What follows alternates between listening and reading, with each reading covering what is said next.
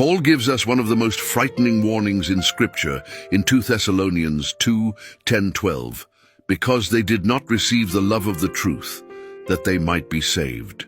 And for this reason God will send them strong delusion, that they should believe the lie, that they all may be condemned who did not believe the truth, but had pleasure in unrighteousness. This is not just deception from the devil. This is judgment from God himself. When people continually reject the truth of Christ, when they harden their hearts against his word, God allows them to be consumed by the very lies they desired. The time comes when he no longer restrains, but gives them over. Romans 1:24 says, "Therefore God also gave them up to uncleanness in the lusts of their hearts." And again in verse 28, God gave them over to a debased mind to do those things which are not fitting. This is the consequence of pushing God out, not freedom, but slavery to deception. The strong delusion is not just believing false doctrine, it is loving it. Paul says in verse 12, "They did not believe the truth, but had pleasure in unrighteousness."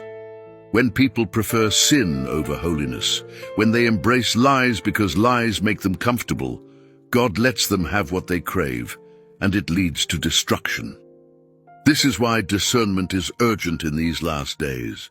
Jesus warned in Matthew 24 that false Christs and false prophets will rise and show great signs and wonders to deceive, if possible, even the elect.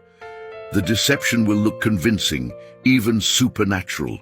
Without a love for God's truth, no one will stand. But here is the hope. Those who cling to Christ, who treasure his word, and who love the truth will not be shaken. John 8:32 says, "You shall know the truth, and the truth shall make you free." Even in a world drowning in lies, God's truth remains unshakable. The strong delusion is real, but it does not have to claim you. The question is, do you love the truth or do you love the lie? Because the choice you make today will determine your destiny tomorrow.